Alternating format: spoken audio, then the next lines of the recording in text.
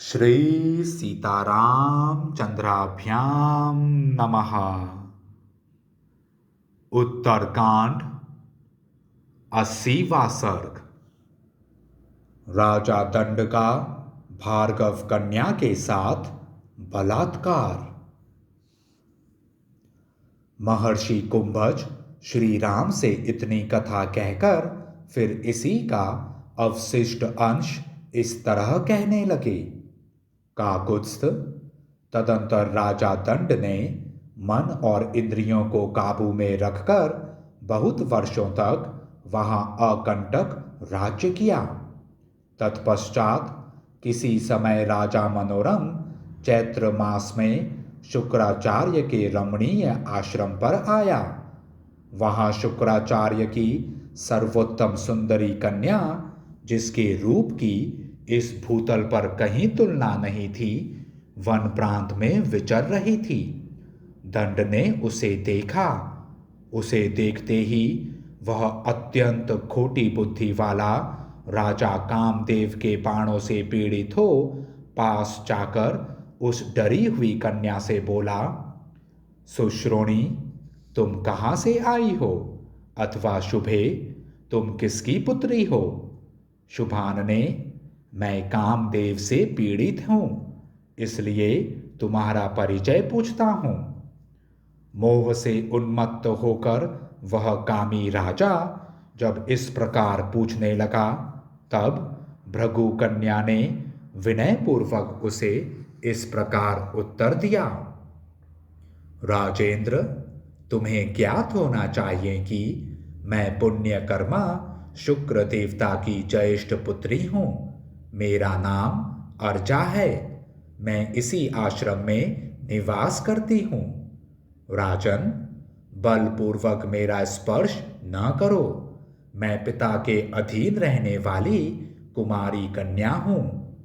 राजेंद्र, मेरे पिता तुम्हारे गुरु हैं और तुम उन महात्मा के शिष्य हो।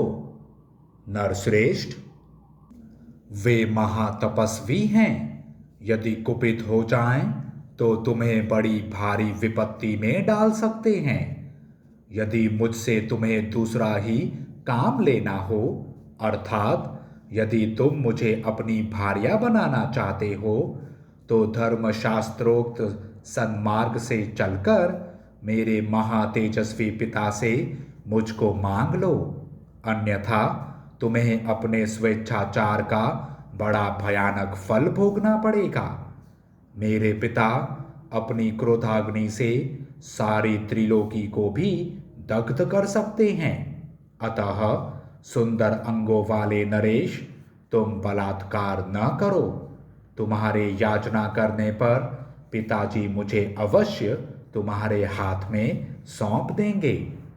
जब अर्जा ऐसी बातें कह रही थी, उस समय काम के अधीन हुए दंड ने मदोन्मत्त होकर दोनों हाथ सिर पर जोड़ लिए और इस प्रकार उत्तर दिया, सुंदरी, कृपा करो, समय ना बिताओ। वरान ने, तुम्हारे लिए मेरे प्राण निकले जा रहे हैं। तुम्हें प्राप्त कर लेने पर मेरा वध हो जाए अथवा मुझे अत्यंत दारुण दुख प्राप्त हो तो भी कोई चिंता नहीं है। भीरू, मैं तुम्हारा भक्त हूं। अत्यंत व्याकुल हुए मुझ अपने सेवक को स्वीकार करो। ऐसा कहकर उस बलवान नरेश ने उस भार्गव कन्या को बलपूर्वक दोनों भुजाओं में भर लिया। वह उसकी पकड़ से छूटने के लिए छटपटाने लगी, तो भी उसने अपनी इच्छा के अनुसार उसके साथ समागम किया। वह अत्यंत दारुण एवं महाभयंकर अनर्थ करके दंड तुरंत ही अपने उत्तम नगर मधुमंत को चला गया। अर्जा भी भयभीत हो रोती हुई आश्रम के पास ही अपने देवतुल्य पिता के आने की राह देखने लगी। इस प्रकार श्री वाल्मीकि निर्मित आर्ष रामायण आदि काव्य के उत्तरकांड में 80वां सर्ग पूरा हुआ। जय श्री राम।